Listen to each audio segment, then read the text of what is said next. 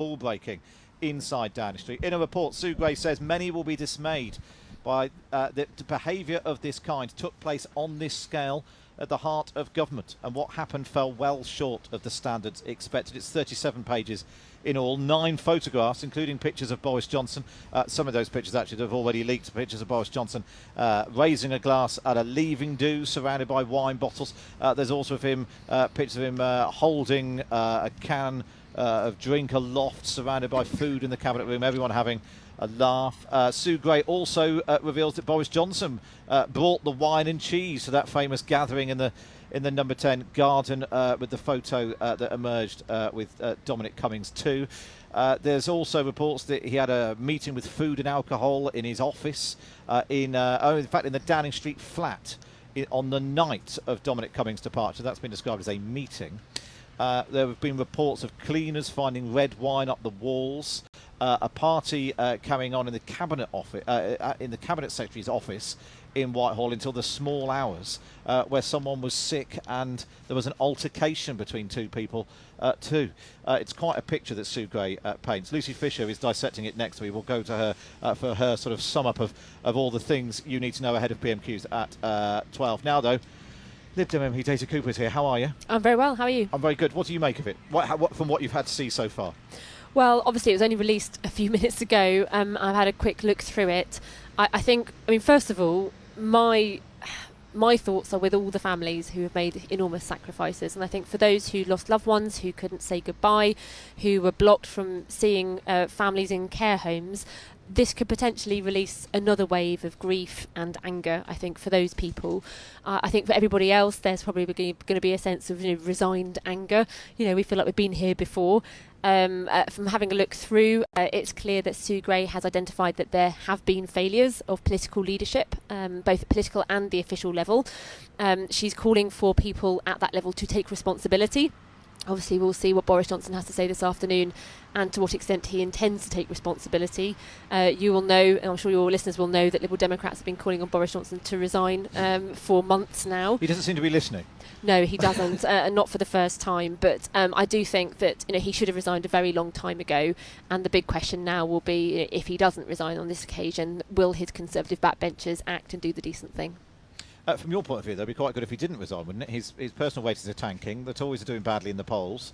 You did pretty well in the local elections. You've got a couple of by-elections coming up. You'd probably quite like him to stay. Well, first and foremost, I'm a citizen of the country above being a Lib Dem MP, and I really do despair at the damage that Boris Johnson is doing to this country. There are rumours of the government making a cost of living announcement tomorrow, and what really angers me is the fact that Liberal Democrats have been calling for action since November. We've been calling for this windfall tax, and it's just another sign it's another sign of this Conservative government that rather than announcing the help when the British public needed it, they clearly are going to announce a package of support at the best time to save Boris Johnson's skin.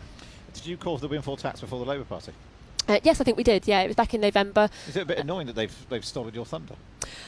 Well, often, it's a sure sign of flattery, isn't it, when other people copy your ideas. But since then, we have continued to call for this windfall tax. I think we had the idea first, but we have also called for an emergency VAT cut because that's the second measure that we think should also be taken. It's one thing raising the money for the windfall tax. What do you do with it is the big question. And how do you get the money to the right people?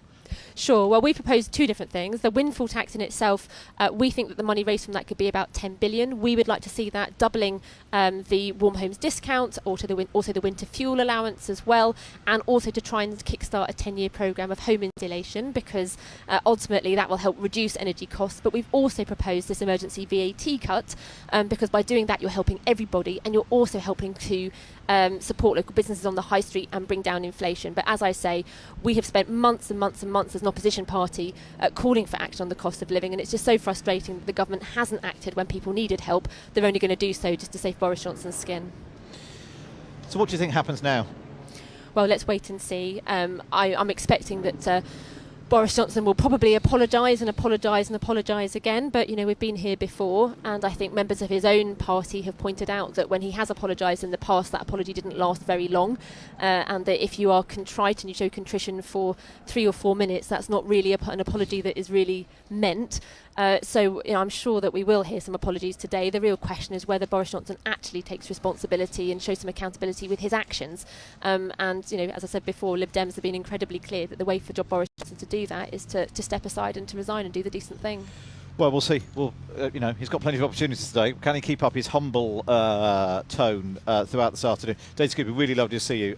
Daisy Cooper from the Lib Dems there, joining us here on Times Radio down on College Green. I think the rain sort of stopped raining. It was a bit drizzly earlier, but it's easing. It's brightening up a little bit. I'm not sure it's brightening up very much for Boris Johnson. If you are just joining us, this is where we also.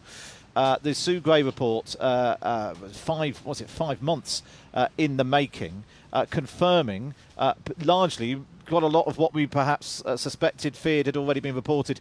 Sue Gray saying many will be dismayed that behaviour of this kind took place on this scale at the heart of government, and what happened fell well short of the standards expected. Patrick McGrath, Times Red Box editor, is here. Patrick, what are you hearing? What I'm most struck by about this report is the number of instances where staff adjust their behaviour, leave by back doors, refer to getting away with it. That's literally a line the Prime Minister's Principal Private Secretary Martin Reynolds committed to text. He said, "We got away with the drinks." The full Basil Fawlty. That is an extraordinary thing for a senior number 10 official to commit to text. They ignored warnings. Lee Kane, then the Prime Minister's head of communications, said a leaving do in the number 10 garden with 200 people looked bad, given the state of restrictions in May 2020. As I said, staff instructed to leave via back doors to avoid the camera bulbs of the press after that party in 70 Whitehall. I mean, they knew what they were doing. This is what this report tells us. They knew what they were doing. Even if the Prime Minister is pleading ignorance, the people around him knew they were breaking the rules persistently. You do wonder there where Boris Johnson famously said in the House of Commons about he'd been repeatedly assured there were no parties and no rules were broken. You do wonder who it was, I mean, quite apart from what he could see with his own eyes, who it was who was doing the assuring, given that, as you point out, the people involved in these events knew clearly that they weren't, they shouldn't have been happening. As you say, that there was in one exchange, this is after the party in the garden, Martin Reynolds talks about best of luck, text someone, best of luck, a complete non-story, talking about obviously journalists investigating something, a complete non-story, but better than them focusing on our drinks, which we seem to have got away with. They knew that Martin Reynolds, who is as close an official to the Prime Minister as you can get, knew exactly the impact this behaviour would have if those events were made public. Lucy Fisher, Times Radio's chief political commentator. Yeah, well, I just spotted this message from Lee Kane to Martin Reynolds, the organiser of the notorious Bring Your Own Booze party in the Downing Street garden, and the sheer cynicism is remarkable. He says, "I'm sure it will be fine, and I applaud the gesture, but a 200-odd person invitation for drinks in the garden of number 10 is somewhat of a comms risk in the current environment." To me, it just speaks to this idea. It's not that it breaks the rules that matter, it's that it looks bad, or being found out is what could damage the government. So many of you are getting in touch. Mike says, because we were talking about what would you ask Boris Johnson if he was up at PMQs. That's coming in about 5 minutes' time. Mike says, I would ask Boris Johnson, assuming he's decided not to resign following the Sue Gray report, could he confirm to the House any circumstances when he would step aside as Prime Minister? Someone else texted in, can you remember the last time you told the truth? I'm not sure whether you get that past Lindsay Hoyle. Someone says, when you say you've learned your lesson, what lesson specifically have you learned? Angry Tony in London says, Matt, I'm angered on hearing your summary of the Sue Gray report. Just confirms all the bad we heard about Johnson. Long may he reign as Prime Minister. He will finish off the Conservatives. Interestingly, we haven't had any of the usual people getting in touch saying, why are you talking about this? Maybe because the weight of evidence suggests that it is, in fact, newsworthy. I mean, I suppose that's the question, isn't it, Patrick? The extent to which this reconfirms what we knew, or does, by bringing it all together, the text messages, the photos, The websites are going to be filled with it this afternoon. The bulletins will be filled with it tonight. The papers will be filled with it tomorrow. And you do just wonder what reaction there will be from Tory MPs, Tory activists, Tory party members. Yes, exactly. And it's the Tory MPs, Boris Johnson's most important constituency. I know, obviously, the public are going to be outraged by much of this, but in terms of Boris Johnson's political survival, in terms of the politics of this situation, it's what Tory MPs think that matters. And also, what does this tell us about the outstanding question? Was Boris Johnson entirely truthful? Did he knowingly mislead Parliament?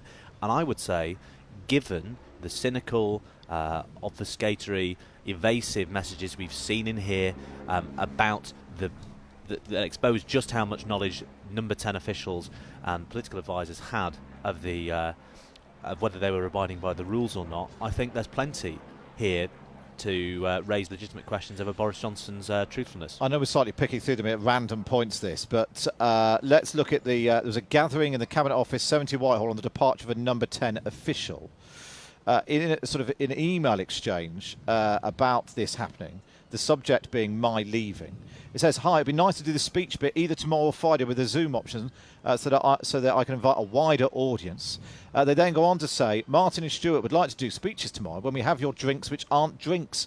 What time are we planning on the drinks? I think we should aim to do speeches in the Cabinet Room via Zoom at 6:30 when the PM is gone and Dom's evening meeting is finished."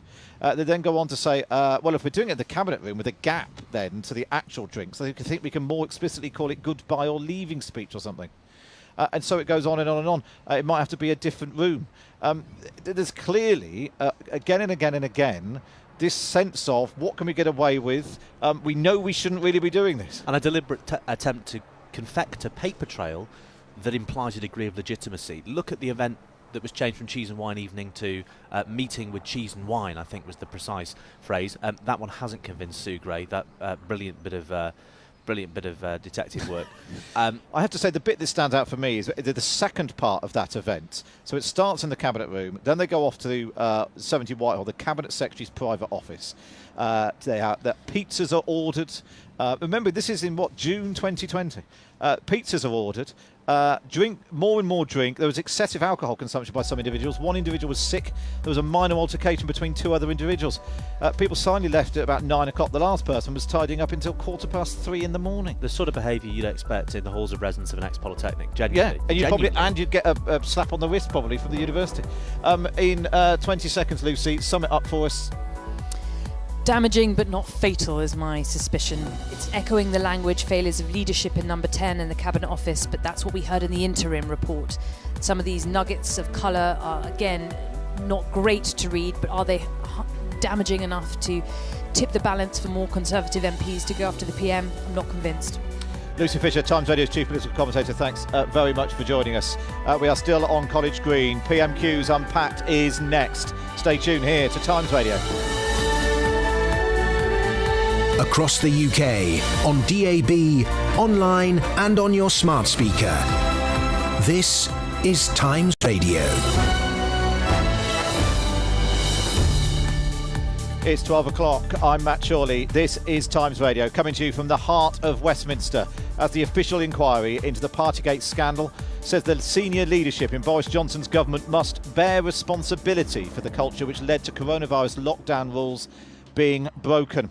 The report from Sue Gray says the public would be dismayed by a series of breaches of coronavirus rules in number 10 and Westminster.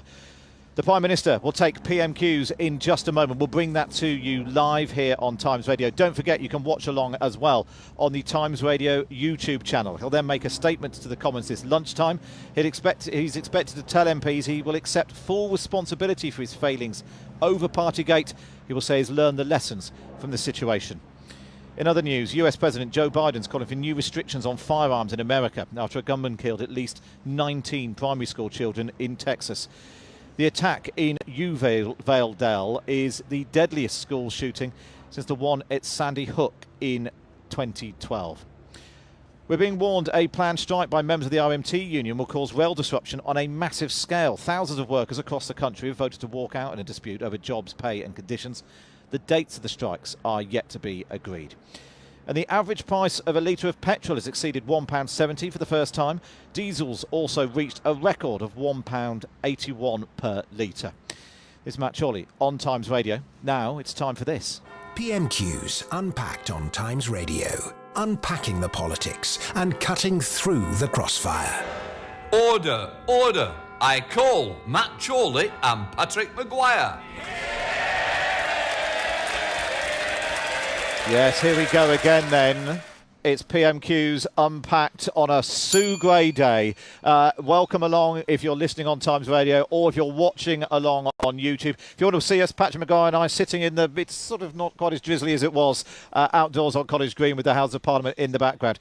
Just go online to, go to YouTube, search for Times Radio and you'll be able to see us as the action gets underway. Patrick Maguire, I mean, we've had several of these this year, big moments for PMQs, but this is still a pretty big moment for Boris Johnson. I don't think it comes bigger for Boris Johnson this calendar year, actually. The interesting question is whether Keir Starmer chooses to refer explicitly to what we've all just read, or whether, as I suspect, he has 6 questions on the cost of living and perhaps tries to tie them together at the end with a point about, this frat house culture in Downing Street, blinding it to the real problems affecting working people. I think that would perhaps be a shrewd move.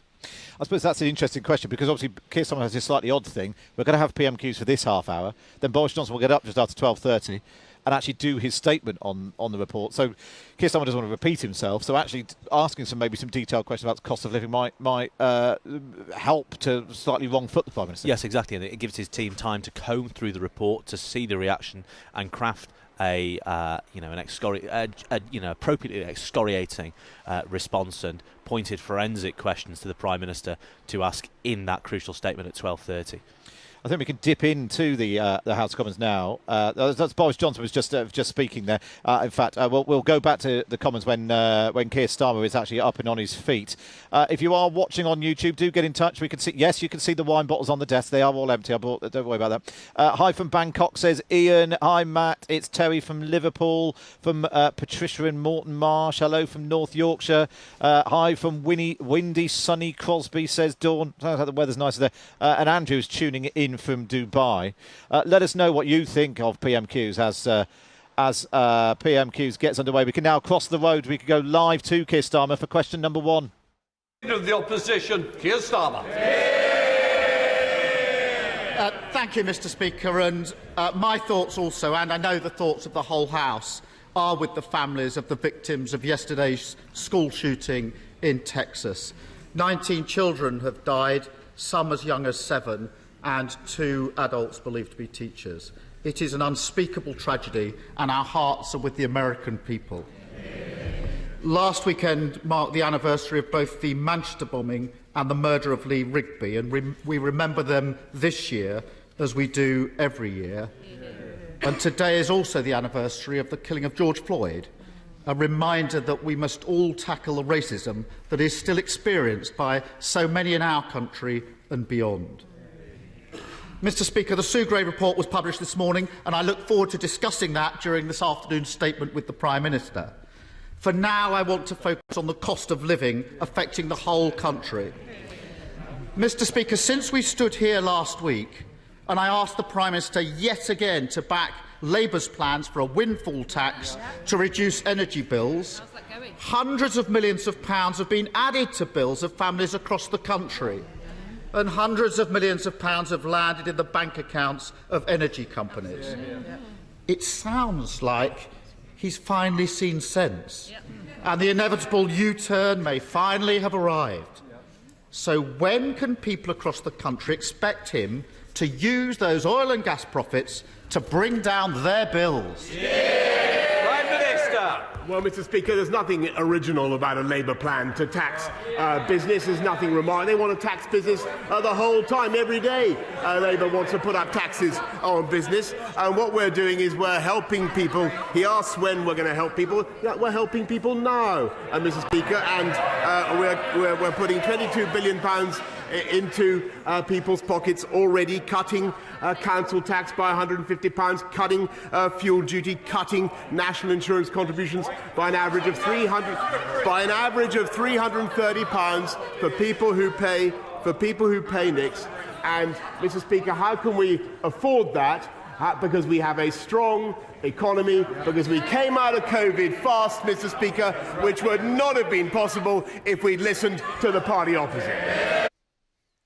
OK, let's jump in there. Is Matt Chorley with Patrick Maguire bringing you PMQs Unpacked. Patrick, you got it right. Keir Starmer going for cost of living. Not a particularly original question, given that he's asked the same one for several weeks now. No, it tells you a lot about the political priorities of both Labour and the Conservatives at this moment. Keir Starmer obviously keen to be seen as the man who deserves credit for the idea of a windfall tax. We know that when the Conservative Party steal Labour's clothes, it isn't always that straightforward. And Boris Johnson sort of caught on the hop there, I thought. It wasn't a particularly convincing answer, particularly as we know from this morning's Times and other lesser newspapers that the government is on the brink of introducing the policy it deems to be intrinsically unconservative, a windfall tax. And I think Boris Johnson's rote response there about Labour wanting to clobber businesses with taxes, one, reflects the point of weakness he sees in the Labour Party, which is the economy, but two, shows you that even though number 10 have made up their minds, number 10 and 11 have made up their minds on a windfall tax, they still don't know when they're going to pull the particular trigger. Because so the reports is going to be tomorrow, but you think maybe it might not be? Well, it all depends on what the news agenda looks like later today and whether they make the judgment that they can gazump the papers with a big announcement on the cost of living, or whether it will be sucked into a whirlpool of speculation and news and controversy about. That's the tension. Exactly. If they could give it to the papers for tonight, so it's in the papers tomorrow, or they could do that and it ends up on page 10 because there's 9 pages of photos from Downing Street parties. Well, I'm sure the Financial Times are splashing it. Don't they worry. Could. I'm sure the Daily Mail would as well. Lots of you are getting in touch and posting comments on the YouTube channel. Go to YouTube, search for Times Radio. You can see Patrick and I in all our glory. Some of you saying, why is he ignoring Partygate? Others pointing out we have got the statement coming at 12:30. One person on YouTube says, it reminds me of that boyfriend. We've all fallen for him, no shame, but if you don't dump him and decide to keep him around for a long time, then it's on you. Is she talking about me or you? I don't know if she's talking about me or you or the Prime Minister. It could be any one of us. Right, this is Matt Chorley on Times Radio with Patrick Maguire bringing you PMQs Unpacked. Let's go back to the Commons now. This is Keir Starmer, question 2. 15 tax rises, and he pretends they're a low-tax government. It's been, Mr. Speaker, it's been 4.5 months since Labour first called for a windfall tax on oil and gas profits. I've raised it week in, week out, and every week he has a new reason for not doing it. The Business Secretary said it's bad. The Justice Secretary called it disastrous. Yeah. Even this weekend, the Health Secretary and the Northern Ireland Secretary opposed it. He ordered all of his MPs to vote against it last week. And now, surprise, surprise, he's backing it. Prime Minister, I'm told that hindsight is a wonderful thing.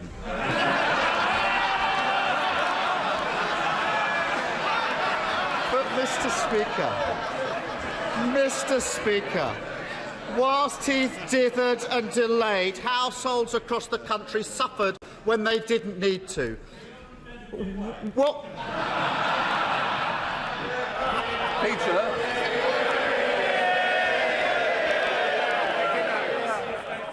Mr. Bone, a man who always wants to catch my eye is not going the best way to do so. Keir Starmer. Mr. Speaker, whilst he dithered and delayed, households across the country suffered when they didn't need to. What is it about the Sue Gray report that first attracted him to a U-turn this week? The Mrs. Merton question. There is no surprise about Labour's lust. There's no surprise about Labour's lust to put up taxes. There's nothing original about his thought. They get off on it. They absolutely love to confiscate other people's assets. What we prefer to do, Mr. Speaker, is make sure that we have the measures that are in place to drive investment in our country and drive jobs. And it's thanks to the steps that we took, thanks to the fact that we came out of COVID faster than any other European country, which would not have been possible if we'd listened to him, that we now have unemployment at the listen to this. They used to care about this, Mr. Speaker. Unemployment at the lowest level since 1974. Put that in your pipe.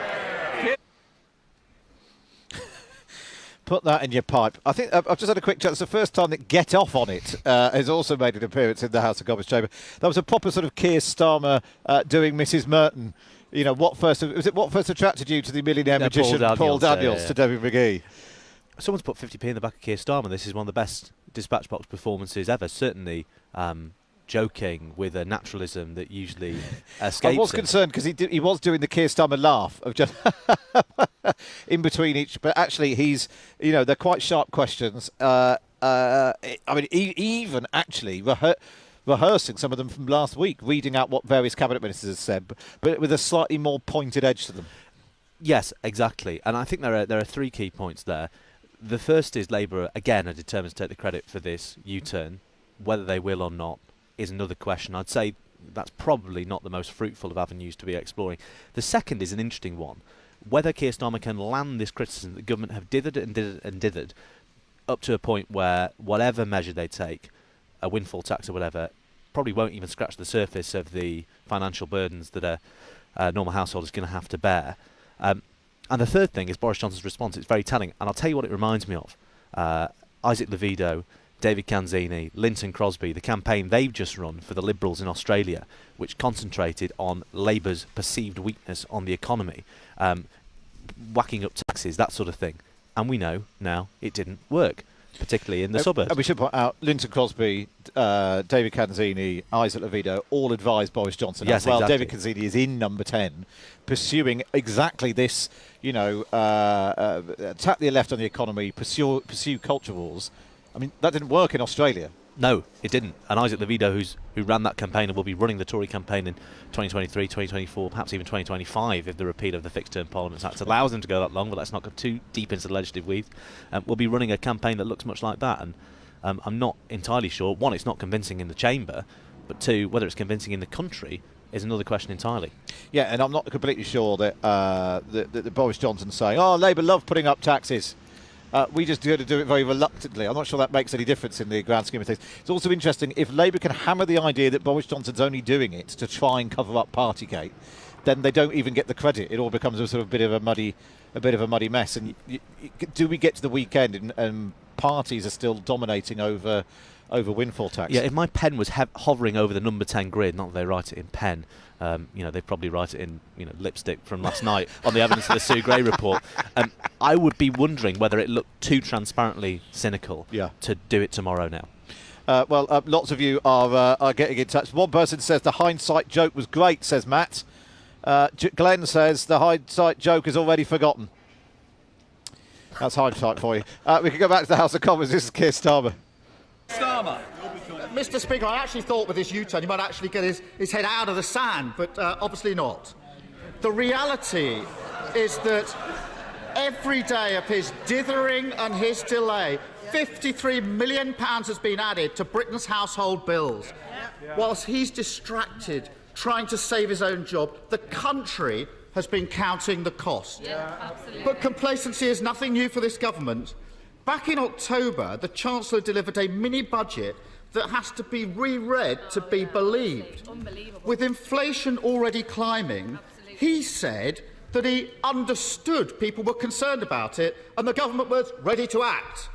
Since then, inflation has risen to a 40-year high, the highest rate of any G7 country. If the government was so ready to act 6 months ago, why hasn't it?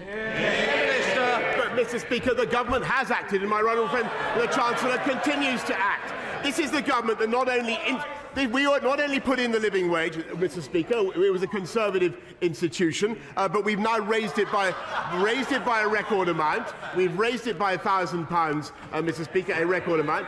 We've helped families on universal credit have another £1,000, Mr. Speaker. Thanks to the measures, the £9.1 billion we've already put in to support people's costs of heating. We're abating the costs of fuel for people up and down the country. And of course, we're going to do more, Mr. Speaker. We're going to put our arms around the people of this country, just as we did throughout the COVID pandemic. But the reason we can do that is because we took the tough decisions to drive the fastest vaccine rollout in Europe, which wouldn't have been possible if you listened to him, Mr. Speaker, and that's why we have, let me take another statistic, youth unemployment, they used to care about it, youth unemployment at or near a record low. OK, let's jump in there then, Patrick Bugger. If I were Boris Johnson, I wouldn't necessarily be talking about my record in the middle of the pandemic right now. I'm not sure. I'm not sure. We put our arms around people during the pandemic. It's because you were holding their hair back. It turns out, because they were being sick in the Cabinet Office. Yeah, we were wrestling as Helen McNamara tried to break it up. Last week, Tim Shipman and I were quite critical of Keir Starmer. That there was a sort of melange to his questions which didn't really sort of hit home. We're at the halfway point there. That was question number 3. Does he need a shift in gear? Does he need a new line of attack? Or do you think he's just going to repeat what he's just been doing? It wouldn't surprise you, he just repeated what he was saying. And he has already said he's not going to make that point about the Sue Gray report, or whatever point he has to make about the Sue Gray report, until later. So I'm not entirely sure where this line of questioning is going to end up. But it's also clear that Boris Johnson doesn't really have a convincing answer, so perhaps that's immaterial. If you are just joining us and wondering about the Sue Gray report, I think it's fair to say there's lots of colour in the report. It says that it's found that the senior leadership in Boris Johnson's government must bear responsibility for the culture which led to coronavirus lockdown rules being broken. Said the Parliament will be dismayed by a series of breaches of coronavirus rules. Lots of detail emerging from the report, including, as we were just discussing, fighting, people being sick, people on the morning, the leaving do which took place on the evening before Prince Philip's funeral. Some people left at 1:45 a.m, 2:45, 3:11.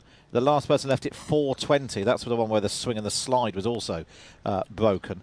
We will have more reaction to the report, including Boris Johnson's statement live at 12:30 in the House of Commons. That's coming up straight after PMQs. Let's go back to PMQs now, though. It's Keir Starmer and question 4. Mr. Speaker, it wasn't just the Chancellor back in September. The Prime Minister called fears about inflation unfounded. He was the last person to spot the cost of living crisis, just as he's the last person to back Labour's plan to help people through it. Mr. Speaker, it wasn't just on inflation that they got it badly wrong. In the same speech, the Chancellor boasted about growth. The Prime Minister does today. How we were going to do better than all our major competitors. It was obvious that he was being complacent. And lo and behold, Britain is set to have the lowest growth of any major country except Russia. Despite our brilliant businesses and all we have to offer, why has his government inflicted on Britain the twin-headed hydra of the highest inflation and the lowest growth?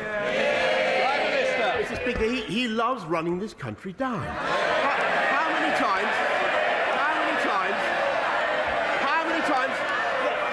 How many times did he come to this place? How many times did he come to this place and say that the United Kingdom had the highest COVID death rate in Europe? How many times? He was proved completely wrong. Did he ever apologise, Mr. Speaker? Absolutely not. Did he ever take it back? Absolutely not, Mr. Speaker. Actually, because of the steps we took, last year we had the fastest growth in the G7, and we will return to the fastest growth by 2024, 2025, thanks to the decisions that this government took, Mr. Speaker. And they don't care about getting people into jobs. They don't care. We care about the working people of this country, making sure we have a high-wage, high-skill, high-employment economy, and that's what we're delivering. Well, there we are. He's running the country down, despite the fact that I was about to say that Keir Starmer very carefully, Patrick Maguire, praised our great businesses and our great hard-working people. He knew the trap that he was in danger of walking into, but Boris Johnson accused him of anyway. But talking the country down is a harder criticism to land when people are feeling much poorer, and indeed are much poorer. Just a minor point, I'd like to correct Keir Starmer, as also some fellow classically educated listeners have picked up on, to say a twin-headed hydra, the hydra had many more heads than that. A Greek myth.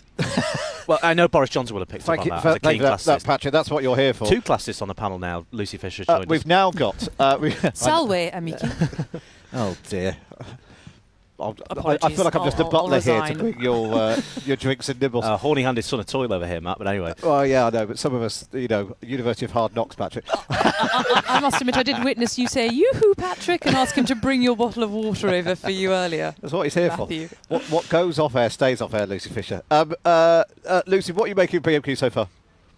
Well, I've only just checked in, Matt, so I'm catching up with you. Well, it's exactly what you expect. In that case, let's go back to, I think this is question number 5. Don't forget to watch along on YouTube. Go to YouTube, search Times Radio. You can see the three of us surrounded by wine bottles, but not breaking a single rule, apart from the rule of radio. Let's go back to the House of Commons for question 5. He talks about running this country down. He is running this country down. And it wasn't just complacency on Labour's windfall tax, which he's now backing. It wasn't just complacency on inflation, which is now through the roof. And it wasn't just complacency on growth, which is now spluttering along at the back of the pack. Because his Chancellor also claimed that people should keep more of the rewards of their efforts. And then he put their taxes up. So does the Prime Minister want to explain to hard-working people whose wages are running out sooner and sooner each month and who are facing astronomical bills and prices just how his 15 tax rises since taking office have helped them to keep more of their rewards in their pocket? Mr. Speaker, first of all, what we're doing is making sure, after a huge pandemic, that we are funding our vital public services, which we can, because of the steps that we take. What we're also doing is making sure that we put more money back into people's pockets by the measures that I've outlined today, whether through cutting national insurance contributions or lifting the living wage or lifting universal credit, Mr. Speaker. But all this is made possible. Because we took the responsible and sensible steps to protect our economy throughout COVID and then to come out strongly. And he's completely wrong about this country's growth performance, Mr. Speaker. He runs it down. He was proved wrong about COVID. He's going to be proved wrong again. Again, Patrick Maguire, Boris Johnson taking the bold decision to talk about decision-making during the pandemic. I really don't understand why he hasn't adjusted. Well, it's because he has nothing else to talk about. This government is not exactly, burdened with a big catalogue of things it's delivered beyond its record in the pandemic, which now will forever be tarnished in the eyes of the electorate by the memory of Partygate, you'd assume. We've had so many messages on this. Somebody texts in, the most disgusting thing in the Sue Gray report is the references to being careful not to be seen or heard because the daily briefing was going out. So in one room, we at home were receiving the message of who has died, hospital numbers, etc., while just along the corridor, staff were having a booze up. It's hard to get away from that impression, isn't it, Lucy Fisher? It is, and it's just very depressing to see it's the optics rather than the principle of rule breaking that was concerning people in Downing Street. It suggests this level of cynicism. They knew what they were doing was wrong. The important thing was people didn't find out about it rather than that they didn't do it in the first place.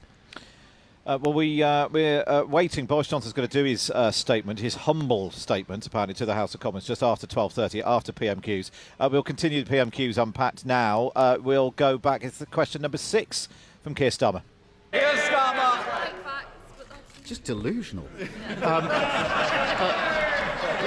Mr. Speaker, last week I raised the case of Phoenix Halliwell, whose kidney condition means he needs daily dialysis and whose energy bill has gone through the roof as a result. I'm glad that, as a result, government officials got in touch with Phoenix yesterday, and I hope that will result in more support for people who are vulnerable. But it shouldn't be left to Labour to turn up week after week to make him aware of the consequences of his dither and delay. So I want to raise another issue where the government is sleepwalking into disaster. With the summer holidays looming, there are reports that the Home Office already has a backlog of 500,000 passports to issue. That's potentially more than 500,000 people worrying whether they will get away this summer. So can the Prime Minister reassure people that they won't miss out on their holidays due to the failures of his Home Office? Well, I thank you very much, but I can tell him actually that what we're doing is massively increasing the speed with which the Passport Office deliver, and to the best of my knowledge, everybody is getting their passport within 4 to 6 weeks, Mr. Speaker. But that is because we are driving the leadership of this country, and we are getting things done that would never have been possible if we'd listened to them. We got Brexit done, Mr. Speaker, when he voted 48 times. 48 times he voted to undo the will of the people. We got the vaccine rollout done when he would have kept us in the European Medicines Agency, Mr. Speaker. We were the first European country to help the Ukrainians resist Vladimir Putin. Yes. Do you think, does anybody seriously believe for a second that they would have done it? Some are trying to boo, some are trying to cheer. The worst of it is I can't hear the Prime Minister. Come on, Prime Minister. Let me say very plainly, does anybody seriously think for a second that the Labour Party would have done that, Mr. Speaker, when eight of the shadow front bench, including the shadow Foreign Secretary, who is mysteriously not in his place, voted recently to get rid of this country's independent nuclear deterrent? And he campaigned to put Jeremy Corbyn in Downing Street, Mr. Speaker. We get on, we do the difficult things. We take the tough decisions, Mr. Speaker. Social care, we're fixing it. We deliver, they differ. Prime Minister, we both can't be on our feet. I'm trying to help you. You've got to help me as well. And I'm sure you've got to the end because Mr. Stewart's itching to get his question. Graham Stewart. OK, we'll leave it there, I think. There's a lot of noise, if not a lot of new information there. That brings us to the end of PMQs Unpacked. We'll bring you Boris Johnson's statement to the House of Commons just as soon as he is on his feet to give his reaction to the Sue Gray report. Patrick Maguire, we had a greatest hits there. The European Medicines Agency, Vladimir Corbyn. Trident. Vladimir Corbyn was particularly risible, I thought. But it does reflect how the Conservative Party think they can win a fifth successive election, which is stoking fears about the Labour Party's change or lack of it, pinning Keir Starmer to the Corbyn mast, and also banging on about the economy. But on today, of all days, those lines don't seem to land or resonate with a public that is understandably going to be worried about its pay packets and outraged by what it's seen in Downing Street. Lucy, what do you make of it? Well, I'm interested to have heard Keir Starmer raise the passports backlog, 500,000 now outstanding, he claims. And I'm interested because I've seen a lot of research suggesting that Brits are feeling of the pinch from the cost of living crisis, increasing food bills, energy bills, of course, rocketing. And that means that people cut down on discretionary spending. They go to the hairdresser less, they buy fewer clothes, they stop going out to restaurants, bars, the cinema. But one thing they do protect is their holiday. They're 1 or 2 weeks away each year, possibly because the British weather can be so terrible. It's a subject dear to people's heart. But I think it feels quite a retail issue for the Labour leader to have alighted on. And I remember, I think it was when Theresa May was Home Secretary, there was a big problem with passports being... I remember photos are such a powerful thing. Photos of big orange crates full of applications and people's holidays being ruined. You're so right. Don't come between the British people and their holidays, as we saw during the pandemic as well. When people told they couldn't travel, countries were suddenly on red lists and so on. That as a political issue is so powerful. Especially when, there is no doubt that Boris Johnson will be sunning himself in a villa owned by the Goldsmith family somewhere. Possibly, allegedly. Please legal. Please legal. Yeah, it's all right. But once we do this out live on the radio, Patrick, will be absolutely fine. You are listening to Times Radio with me, Matt Chorley. I'm joined by Patrick Maguire, Times Red Box editor, and Lucy Fisher, Times Radio's chief political commentator. I mean, it's been quite a ride we've been on over the last 6 months. It was back in November the 30th last year that the Daily Mirror posted a story online. Boris Johnson broke COVID lockdown rules with Downing Street parties at Christmas, it said. It's set in train. Just a series of revelations, claims, counterclaims, denials, and yet more revelations, which at various points have threatened to cost Boris Johnson his job. There was famously, of course, the Allegra Stratton video in which she joked about a cheese and wine evening. I went home. Hold on. Is cheese and wine all right? No. It was a business meeting. I'm joking. His fictional party was a business meeting. And it was not socially distanced. That, of course, cost her job working in Number 10. Others have gone. Sean Bailey, the former Tory candidate to be London Mayor, resigned after photos of him emerged at a bash in CCHQ. But in response to that video, Boris Johnson said one of the things which has hung around his neck ever since. He said he was as angry as anyone else about that video and added, I have been repeatedly assured since these allegations emerged that there was no party and that no COVID rules were broken, and that is what I have been repeatedly assured. But I have asked the Cabinet Secretary to establish all the facts and to report back as soon as possible. And Mr. Speaker, it goes without saying that if those rules were broken, then there will be disciplinary action for all those involved. Of course, the first part of that statement is what has haunted Boris Johnson ever since. The second part of the statement didn't last very long, about 9 days before Simon Case was taken off that investigation. And Sue Gray, the veteran Whitehall... Oh, I forgot to ring it then. Sue Gray, the veteran Whitehall ethics enforcer, was put in charge of it. We've now got the report. Boris Johnson will respond to it properly. Lucy, pick through your key takeaways from it for us. Oh, it's people being sick, pre-dawn altercations, red wine stains on the wall, people being rude to cleaners and security guards, messages between senior aides talking about the comms risk of these rule-breaking events. It's all here, but it's come out in such a drip fashion. I just think it is a real triumph for the Johnsonian tactic of long grassing. Always try and push things back. Call an inquiry, call another inquiry. Allow yourself to be referred to the Privileges Committee. There's always a new layer that he's announcing that protects him. It's like a shield.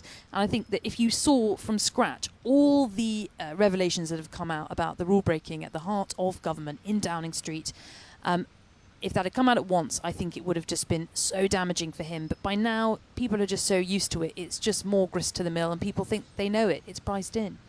Our colleague Henry Zeffman the other day, Patrick, said that weirdly, the police investigating and then fining Boris Johnson may have saved him.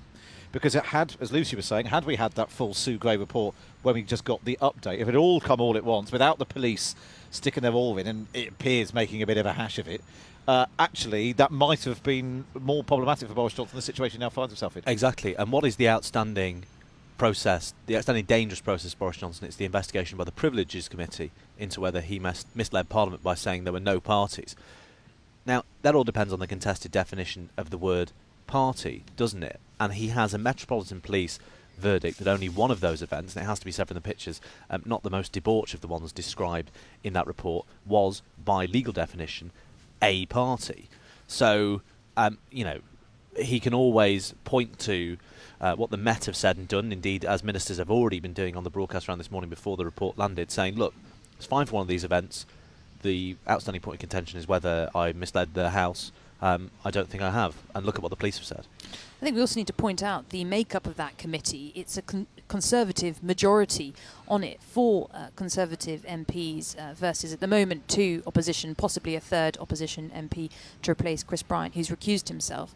And those 4 MPs, currently all PPSs, they may resign their positions, but...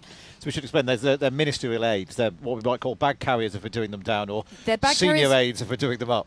But they're people who are at the beginning of their parliamentary journey. They're on the up. They've made it to that first rung on up the greasy pole. They'll be hoping to go further.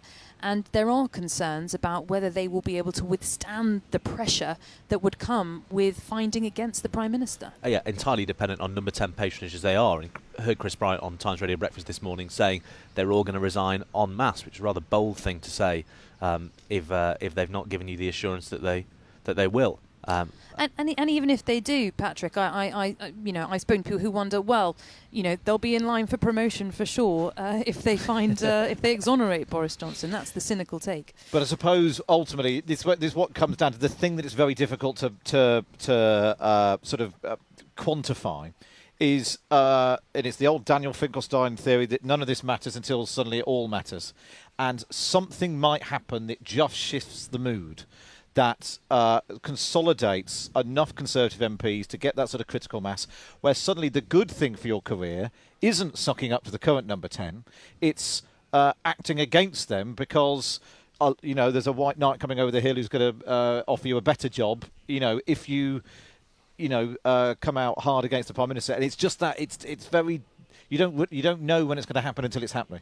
No, you're right, and we'll see if this report changes the dial. The next few hours, the next 24 hours, will be crucial to see who comes out on the airwaves, in public, in the House, against Boris Johnson, who hadn't previously already laid the boot into him. You can tell we've really made it in the coming down to College Green stakes, because anyone watching us on YouTube can see that we've been joined by a man holding up a sign saying, "Repent, trust in Jesus Christ." Good advice on this of all days, I think. And there's another man with a poster with Boris Johnson resign on it. So you know Times Radio's made it when... Jesus saves from hell. He's just changed the message. He's obviously following the... Following the live feed. That's our reach for you. Can we count him for the rage hours? I think we probably can cover. Just to take you through, let's go through some of the extraordinary revelations that are in this report. Then, from the back in the 15th of May 2020, we were in proper lockdown then. That photograph of people in the Number 10 garden, the famous cheese and wine event. We now learn that Boris Johnson brought the cheese and wine from his flat as part of an outdoor meeting, lasted for some 40 minutes apparently. They all went back in by about 7:30. The following day, a Number 10 special advisor emailed Martin Reynolds, who was an aide to Boris Johnson, saying, "Thanks so much for organising these drinks and for providing the wine." Very kind thing to do. I know everyone have really appreciated it. You'll remember that back in May 2020, nobody else was having friends or colleagues round for drinks in the garden because that was against the law. And I think a key thing about this event was the appearance in those photographs of Carrie Johnson herself. Why was the Prime Minister's wife there if this was really a work meeting? There was, in fact, an email invitation Sue Gray found, which was sent to officials inviting them to a wine and cheese evening. There was then the event on May the 20th, the gathering in the garden, the big one. That was the one Boris Johnson said he wished he'd gone in and told everyone to go back indoors. They were in one email talked about concerns people will be coming and going just to flag the press conference will probably be finishing around that time. So hopefully if people can be mindful of that as speakers and cameras are leaving, not walking around waving bottles of wine, etc. So again, there was that concern, Patrick Maguire. That, it was how it was looked. They knew that what was going on was wrong. This idea that they were assured that no rules were broken, there were no parties, no rules were broken. That's just not the case, is it? Yes, especially when the Prime Minister's communications chief, Lee Kane, is saying explicitly, "I don't see how we can have some kind of party," which shows you how senior Number 10 aides and officials conceived of these events, which were as parties, which were very, very illegal at the time. There's the birthday party, the 19th of June 2020 birthday party. Cleo Watson, a special advisor, told Sue Gray's investigation, had been asked to organise the event. There was an exchange of WhatsApp messages. PM's birthday today, we've organised some sandwiches and cake for about 1 o'clock. If anyone from your team would like to pop in and wish him a happy birthday. I mean, the interesting thing about that's the one he was fined for. It's probably the least egregious of all of them. I mean, there's a photo taken of some sandwiches, snacks, soft drink and cans of beer. But it's not the karaoke machine and bottles of wine that we see later on, Lucy. No, so I think it all comes back again to this question of what was the Met Police's criteria? How were they judging this? I think this is only going to renew calls that have been taken up by Sadiq Khan, the Labour Mayor of London, for that police force to explain their rationale for giving out fines for what they have and not giving out fines for some of the far more debauched events described in detail here. Yeah, we move on to the Christmas quiz on the 15th of December 2020. Another email goes around inviting people. The quiz will take place on the 15th, Tuesday the 15th, 6 till 8 o'clock. We need to be mindful of hands, face, space, ! They say. Again, aware of what might have been going on. The quiz began at 6 o'clock. 120 to 150 people joined, some from home, others based in rooms across Number 10. At least 18 members of Number 10 staff joined from a large room in 70 Whitehall. Some staff drank alcohol. A Number 10 official sent a message on internal Number 10 systems referring to drunkenness and advising staff to leave Number 10 via the back exit. The Number 10 official informed the investigation team they did this in order to avoid staff being photographed by the press outside. The quiz finished at 9:30. So most of those in the office in Number 10 either left or returned to work after the quiz, with some remaining to continue to chat, and some drank alcohol. We then move on to the one on the 16th of April 2021. Again, restrictions were in place. So gathering on the departure of a Number 10 official. This was a team meeting and leaving presentation for James Slack, who'd been the former Director of Communications in Number 10 and a private office official. There was talk of drinks being arranged, but then there was mingling between two events. Some staff moving up and down the stairs in between the basement and the press office. The two groups eventually joined together in the Down Street garden. Shortly before 9:30, there were over 20 people in the garden with a number of bottles of alcohol. A number of individuals gathered near what we now know to be Wilfrid's swing and slide in the garden, damaging it by leaning on and playing with it. This was reported to Number 10 staff the next day. At this time, the custodian staff at Number 10 continued to lock down the building. They noted that groups of individuals had gone into the garden. They began to break up and return to the building around 9:30. It goes on and on and on, Patrick Guy. Yeah, on and on and on. And this is the problem with the sort of the Philip Larkin culture of life at the heart of government. You know, working all day and getting half drunk at night. I like the thick of it reference more. The idea of being rude to the cleaners mimics exactly. An episode called The Rise of the Nutters, where they stay in Downing Street all night, leave sandwich wrappers lying around and end up shouting at the cleaners. There is literally nothing that has been in an episode of The Thick of It which someone in Whitehall doesn't take as an instruction video. We will bring you Boris Johnson's full statement. He'll be up in the House of Commons very shortly. It's Matt Chorley on Times Radio.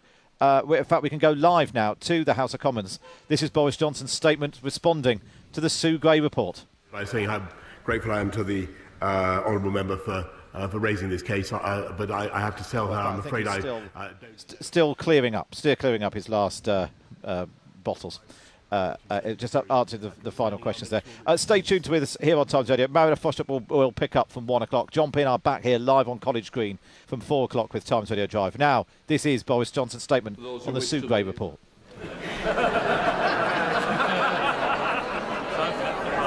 We now, can I just say to the House, I expect moderate and temperate language.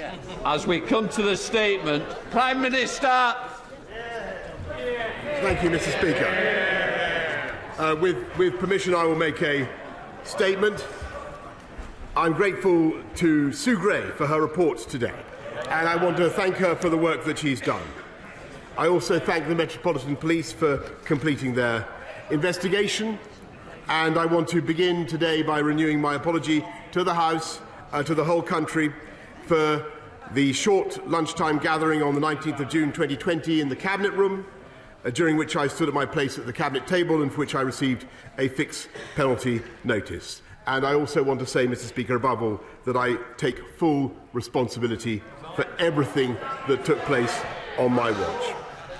Sue Gray's report has emphasised that it is up to the political leadership in Number 10 to take ultimate responsibility, and, of course, I do.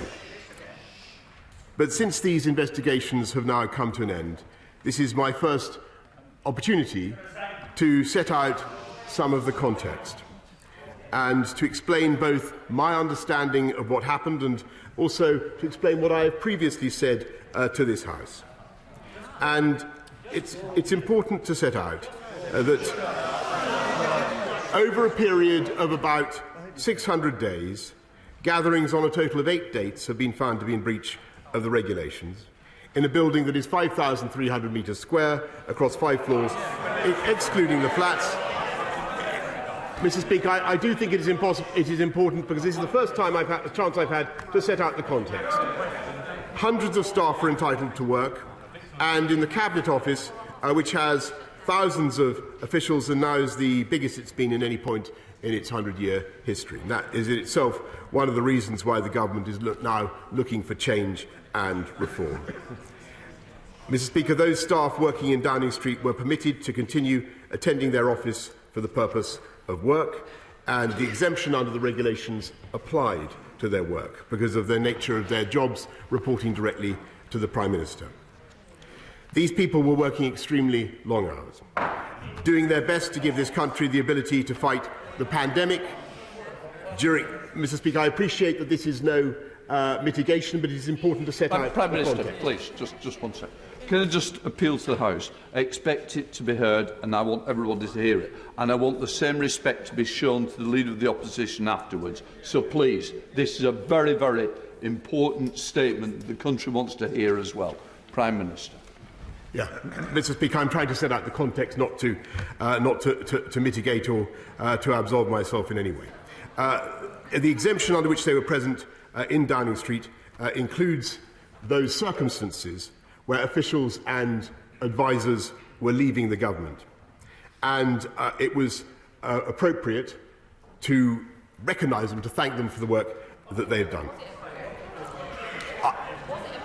Let me come to that, Mr. Speaker. I briefly attended such gatherings to thank them for their service, which I believe is one of the essential duties of leadership, and particularly important when people need to feel that their contributions have been appreciated, and to keep morale as high as possible. I'm trying to explain the reasons I was there, Mr. Speaker. And it's clear from what Sue Gray has had to say that some of these gatherings then went on far longer than was necessary. And they were clearly in breach of the rules, and they fell foul of the rules. I have to tell the House, because the House will need to know this, and again, this is not to mitigate or to extenuate, I had no knowledge of those subsequent proceedings because I simply wasn't there. And I have been as surprised and disappointed as anyone else in this House as the revelations have unfolded. And frankly, Mr. Speaker, I have been appalled by some of the behaviour, particularly in the treatment of the security and the cleaning staff. And I would like to apologise to those members of staff. And I expect anyone who behaved in that way to apologise to them as well. And I'm happy to set on the record now that when I said, and I came to this House and said in all sincerity that the rules and guidance had been followed at all times, it was what I believed to be true. It was certainly the case when I was present at gatherings to wish staff farewell, and the House will note that my attendance at these moments, brief as it was, has not been found to be outside the rules. But clearly this was not the case for some of those gatherings after I had left, and at other gatherings when I was not even in the building. So I would like to correct the record, to take this opportunity, not in any sense to absolve myself of responsibility, which I take and have always taken, but simply to explain why I spoke as I did in this House. Mr. Speaker, in response to her interim report, Sue Gray acknowledges that very significant changes have already been enacted. She writes, and I quote, "I am pleased that progress is being made in addressing the issues I raised." And she adds, "Since my update, there have been changes to the organisation and management of Downing Street in the Cabinet Office with the aim of creating clearer lines of leadership and accountability, and now these need the chance and time to bed in. Number 10 now has its own permanent secretary charged with applying the highest standards of governance. There are now easier ways for staff to voice any worries, and Sue Gray welcomes that, and I quote, "Steps have since been taken to introduce more easily accessible means by which to raise concerns electronically, in person or online, including directly with the permanent secretary." The entire senior management has changed. There is a new chief of staff, an elected member of this House, who also commands the status of a cabinet minister. There is a new director of communications, a new principal private secretary, and another of other key appointments in my office. I am confident with the changes and new structures that are now in place that we are humbled by the experience, and we have learned our lesson. And I want to conclude by saying that Mr. Speaker, I am humbled and I have learned a lesson, Mr. Speaker. And I want to conclude by saying that whatever the failings of yeah, we'll come to that.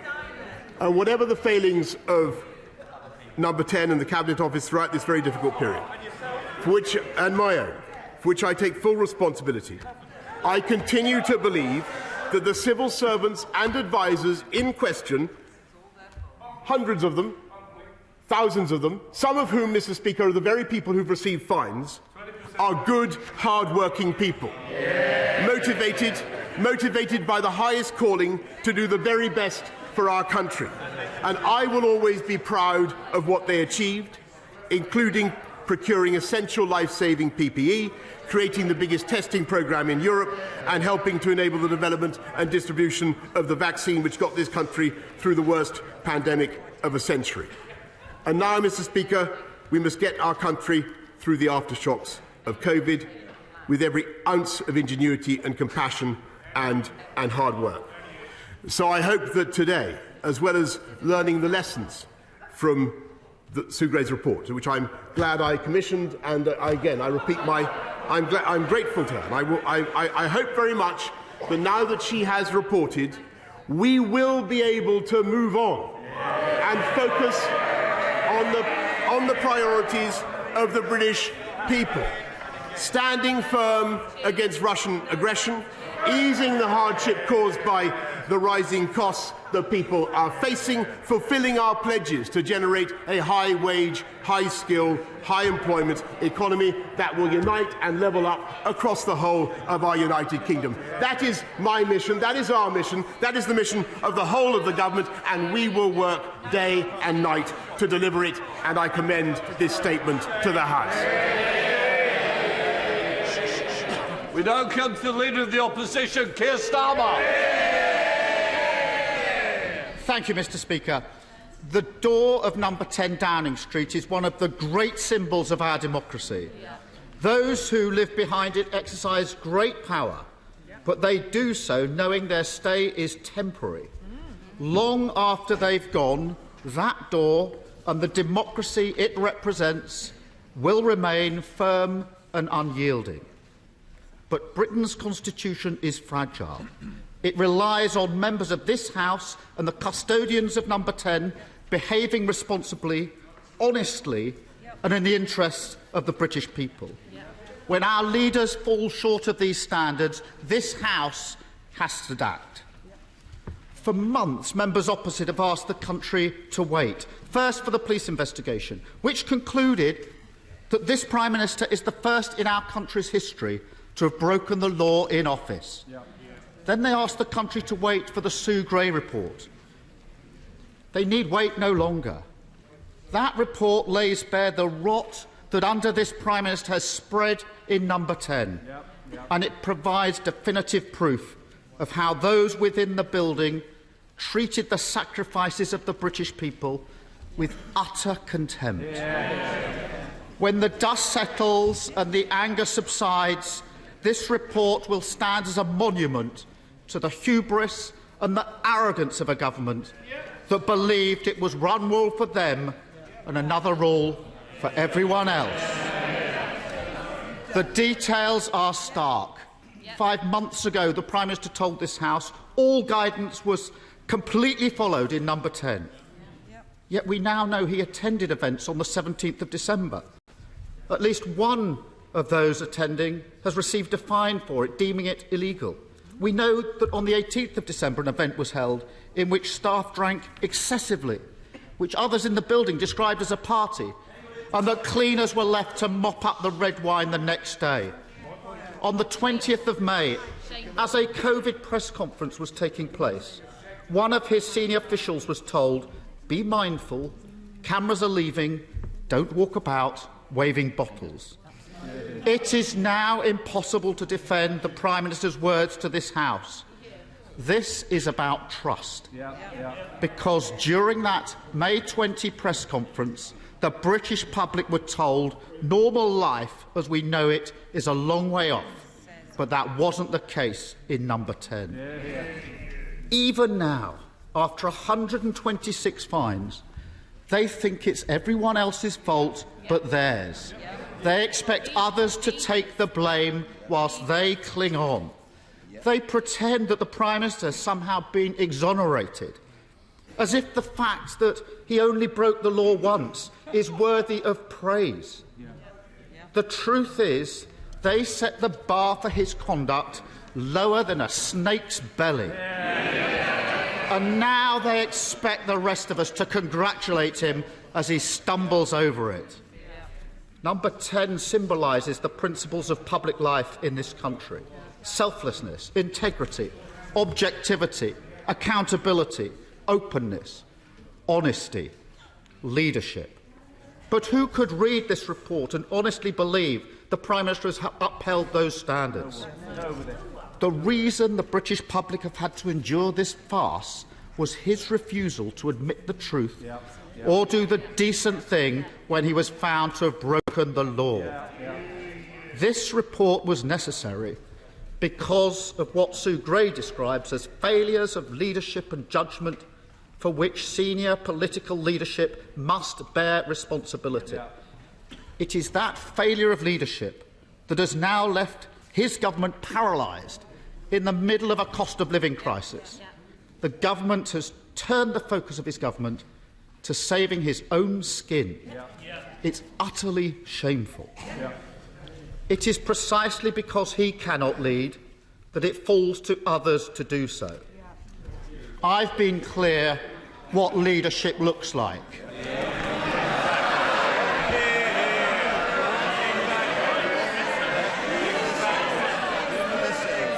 I haven't broken any rules, and any attempt to compel. Sorry. Can I just calm it down? Quite rightly, I wanted to the Prime Minister. I expect the same of the Leader of the Opposition. Now, those who don't wish to hear, please, go and have a cup of tea or something. Keir Starmer. I've been clear what leadership looks like. I haven't broken any rules, and any attempt to compare a perfectly legal takeaway while working to this catalogue of criminality looks even more ridiculous today. But, Mr. Speaker, if the police decide otherwise, I will do the decent thing and step down. The public need to know that not all politicians are the same. That not all politicians put themselves above their country. That honesty, integrity and accountability matter. Members on the opposite benches now also need to show leadership. This Prime Minister is steering the country in the wrong direction. They can hide in the back seat, eyes covered, praying for a miracle, or they can act. Stop this out of touch, out of control Prime Minister from driving Britain towards disaster. We waited for the Sue Gray report. The country can't wait any longer. The values symbolised by the door of number 10 must be restored. Members opposite must finally do their bit. They must tell the current inhabitant, their leader, that this has gone on too long. The game is up. You cannot be a lawmaker and a lawbreaker. And it's time to pack his bags. Only then can the government function again. Only then can the rot be carved out. Only then can we restore the dignity of that great office and the democracy that it represents. That was Keir Starmer reacting to Boris Johnson's statement on the Sue Gray report. Thank you for listening to me, Matt Chorley, for the last 3 hours. Mariella Fosdrop will bring you all the reaction you need this afternoon here on Times Radio. Let's go back and hear Boris Johnson's response. The events, and all I will say to him is that he, throughout the pandemic, was not leading many thousands of people in the fight against coronavirus. He was sniping from the sidelines and veering from one position to the next. And today, Mr. Speaker, he's done it again. Week after week, he could have come to this House and talked about the economy, about Ukraine, about the cost of living. No, Mr. Speaker, time after time he chose to focus on this issue. He could have shown some common sense, Mr. Speaker, and recognised that when people are working very hard together, day in, day out, that it can be difficult to draw the boundary, Mr. Speaker, between work and socialising. And yet, after months of his, frankly, sanctimonious obsession, Mr. Speaker, the great gaseous zeppelin of his pomposity has been permanently punctured and irretrievably by the revelation that he is himself, he didn't mention this, he is himself under investigation by the police, Mr. Speaker, and yet, I'm not going to mince my words, I've got to say this, Sabir Korma, Mr. Speaker, is currently failing to hold himself to the same high standards that he demanded of me. It's true. He called for me to resign, Mr. Speaker, when the investigation began. Why is he in his place? Mr. Holden, it's the second time. Please help me to help you, because I'm sure you want to hear the rest of it. Prime Minister. Mr. Speaker, he should at least be consistent and hold himself to the same standards. He's still there, and so is the shadow deputy leader. And Mr. Speaker, I apologise when the revelations emerged. I continue to apologise. I repeat that I am humbled by what has happened, and we have instituted profound changes throughout Number 10. But I think in view of the mess that he has found himself in it would now be a sensible thing for him too to apologise, so that we can all collectively move on, Mr. Speaker. And that, I think, is what the people of this country want to see above all. They want to see leadership from this House of Commons, leadership from both parties, Mr. Speaker, in dealing with their priorities. And that is why we are focused on getting through the aftershocks of COVID. That's why I'm proud of what we did to roll out the fastest vaccine campaign in Europe. And that's why I'm proud that we now have the lowest unemployment anywhere in this country for 50 years, Mr. Speaker. That is what the people of this country want. I appreciate that he has his points to make, but I think overwhelmingly the will of this country is for us now to say thank you to Sue Gray, and for us collectively to move on. Sir Robert Butland. You, Mr. Speaker. My right honourable friend well knows the rules apply to him as much to all of us. And the rules of this House are clear that anybody who comes here and deliberately lies and misleads this House should leave their position, resign or apologise. My right honourable friend has been asked many times about specific incidents, specific events that Sue Gray has outlined. Has he on any occasion come to this House in response to specific questions about specific events and deliberately lied to us?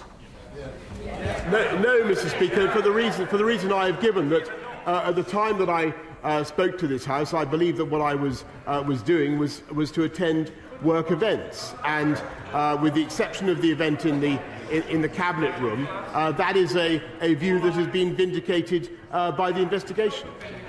We now come to the Leader of the SNP, Ian Blackford. Thank you, Mr. Speaker. As I speak, the public is poring over the sordid details of what went on, out of the public eye, behind the high gates and the walls of the Prime Minister's residence, and the report is damning. It concludes, many gatherings and many individuals did not adhere to COVID guidance. Events were attended by leaders in government and should not have been allowed to happen. Junior civil servants believed their involvement was permitted by the attendance of senior leaders. There was an unacceptable lack of respect and poor treatment of security and cleaning staff. And crucially, Mr. Speaker, the senior leadership at the centre, both political and official, must bear responsibility for this culture. That leadership came from the top. And the Prime Minister in the words of the report, must bear responsibility for the culture. A fish rots from the head. Mr. Speaker, the Prime Minister's dispatch box denial of a party taking place on the 13th of November is now proven to be untrue. He was there on the 13th of November, photographed, raising a toast, surrounded by gin, wine and other revellers. The charge of misleading Parliament is a resignation matter. Will the Prime Minister now finally resign? This Prime Minister has adopted a systematic, concerted and sinister pattern of evasion. Truthfulness, honesty and transparency do not enter his vocabulary. It is just not part of his way of being, and it speaks for the type of man that he is. Credibility, truth, morality all matter, and the Prime Minister has been found lacking time and time again, and he can shake his head, but that's the reality, Prime Minister. Ethics have to be part of our public life, and ethical behaviour has to be at the core of the demeanour and the response of any Prime Minister. The Prime Minister brings shame on the office and has displayed contempt not only to the members of this House, but to every single person who followed the rules. They stayed away from family, those who missed funerals, those who lost someone they loved. So when the Tory members opposite retire to the 1922 committee this evening, I hope they will bear in mind the now infamous government advert featuring a desperately ill COVID patient. It said, "Look into her eyes and tell her you never bend the rules." If they don't submit a letter, if they don't remove this Prime Minister, how will they ever look at their constituents in the eye ever again?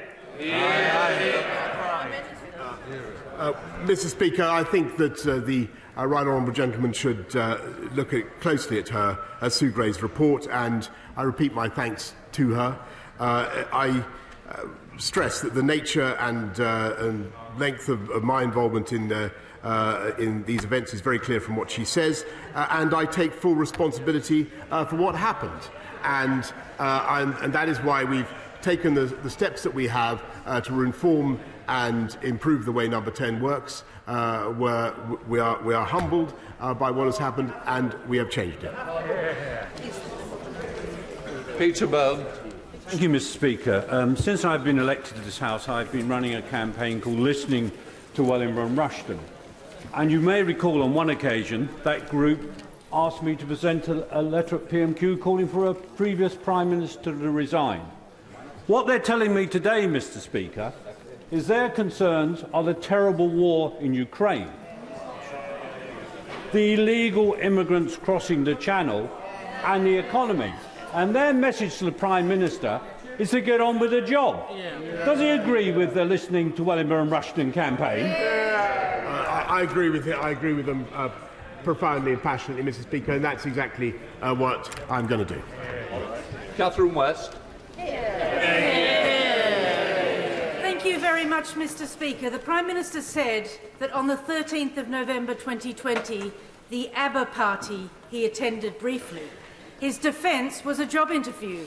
Can he confirm he was only in his flat and he met Henry Newman to discuss a job? And can he confirm what the other special advisers were doing? Were they part of the job interview as well?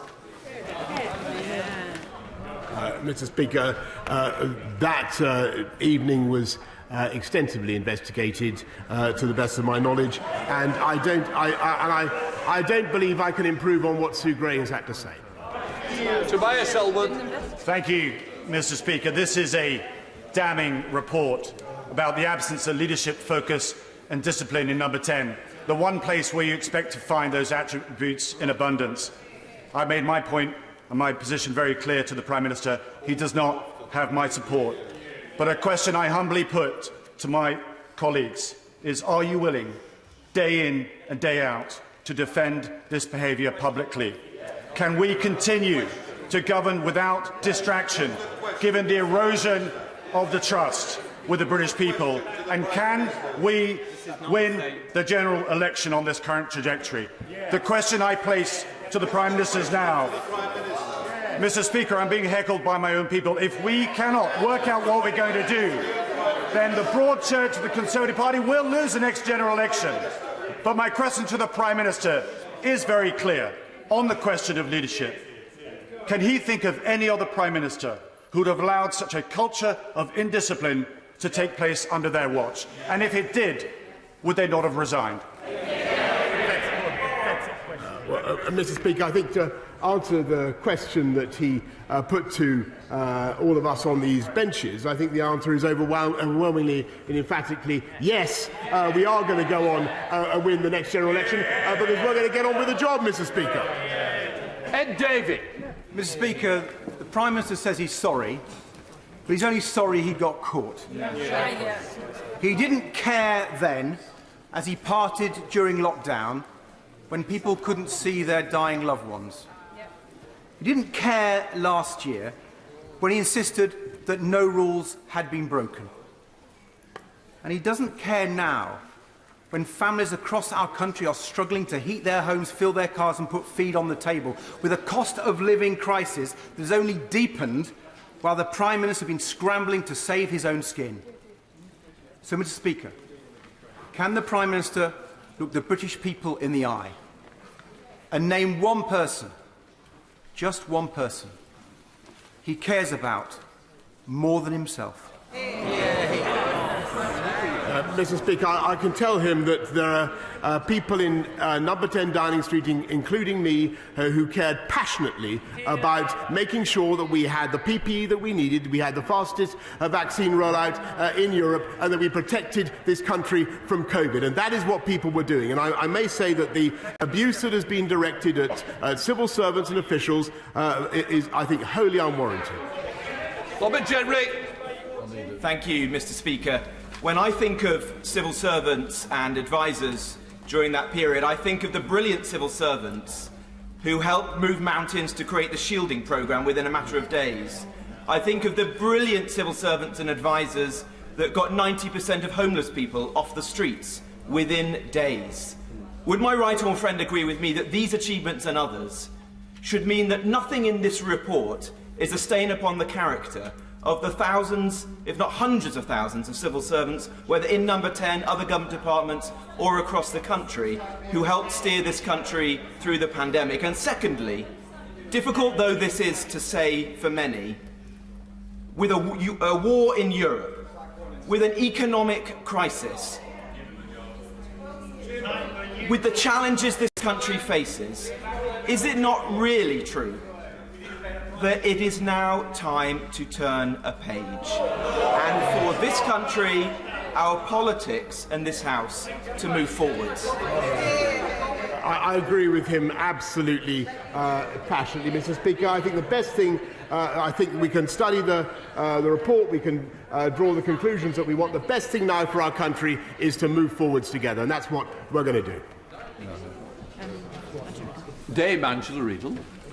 Mr. Speaker, we all understand, and the Prime Minister understands, that not being truthful on the floor of this House requires a resignation. My honourable friend, the member for Hornsey and Wood Green, asked the Prime Minister a point-blank question on the floor of this House when he was at that dispatch box. She asked him if he had been to a party on the 13th of November in 10 Downing Street. He said he hadn't and that no party had happened. There are 4 pictures of it. There are 4 pictures of it, Mr. Speaker, featured in the Sue Gray report. Will the Prime Minister account now, on the floor of the House, for his answer to that very specific question? Yes, of course, Mr. Speaker, and I tried to do it in what I said earlier on, and the answer is that it's part of my job to say thank you to people who work in government. That's what I was doing. I believed it was a work event, and indeed there has been no fine issued to me as a result of my attendance at that event, because that is what I was doing. Coutinho. Mr. Speaker, I commend Sue Gray for the report, and I do understand why people are angry.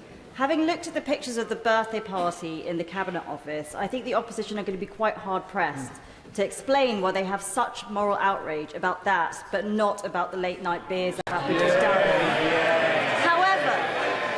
However, one of the things I was very troubled by was the language that was used towards the custodian.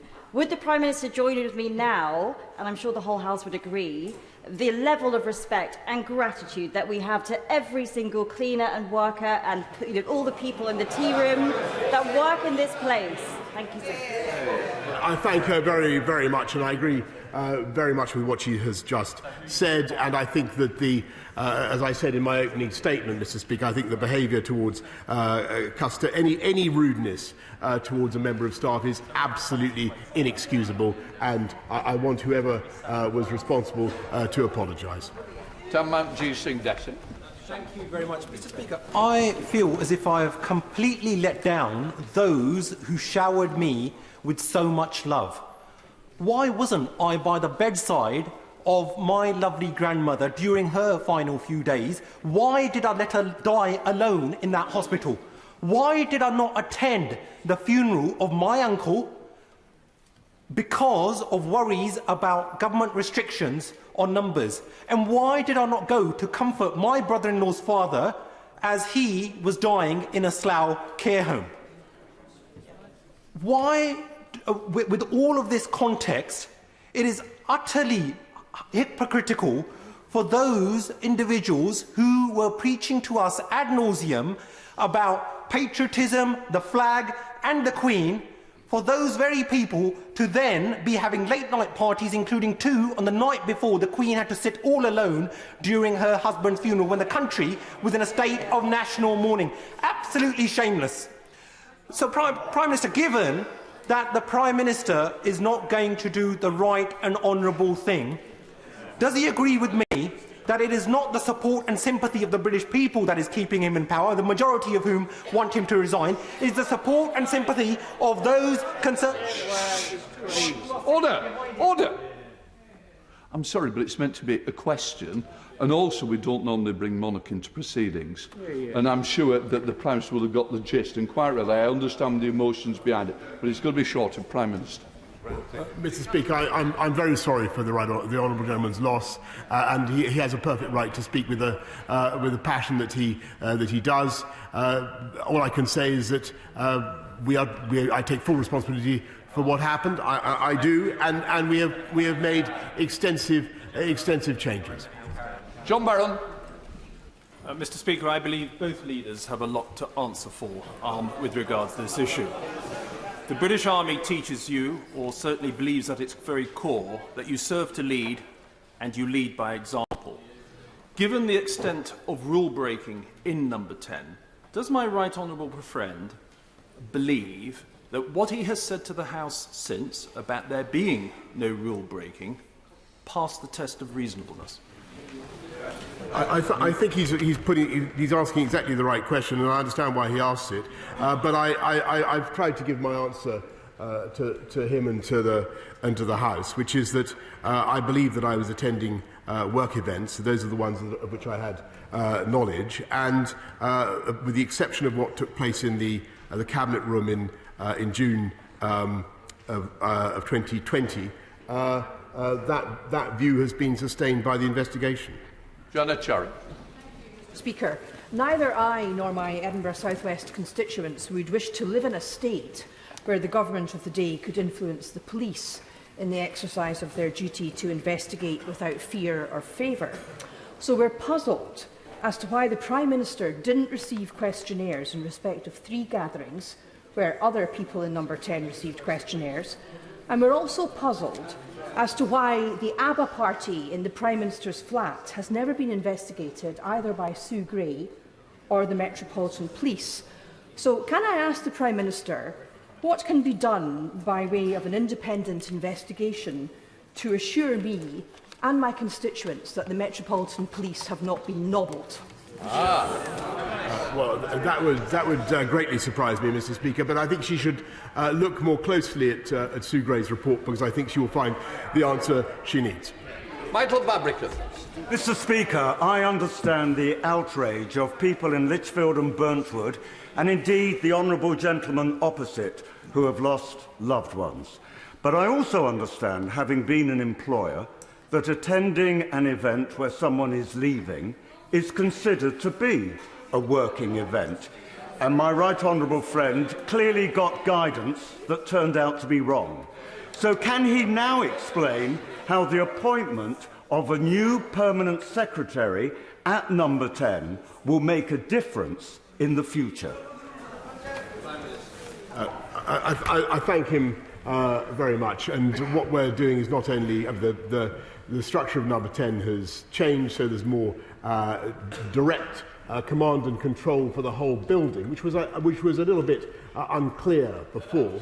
And so there is a new permanent secretary with direct responsibility for the whole office, as it were, hundreds and hundreds of people, as opposed to that function being nominally to be addressed by the principal private secretary. And the lines of, as Sue Gray said, the lines of command were not clear.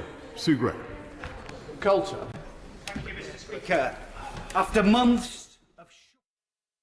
Mariella Frostrup on Times Radio. Hello, good afternoon and welcome. Thank you very much to Matt Chorley for braving the gazebo down on College Green so I don't have to. That was the Prime Minister responding to a question from the Conservative MP, Michael Fabricant. We've been coming to you live from the House of Commons as politicians for the first time have been able to question the Prime Minister about Sue Gray's report in any detail. As months of speculation finally come to a head, we'll be bringing you the latest on the Sue Gray report as we start to go through some of the rather shocking revelations. The devil really is in the detail. Will the Prime Minister still be in the mood for raising a glass at the end of the day, I wonder?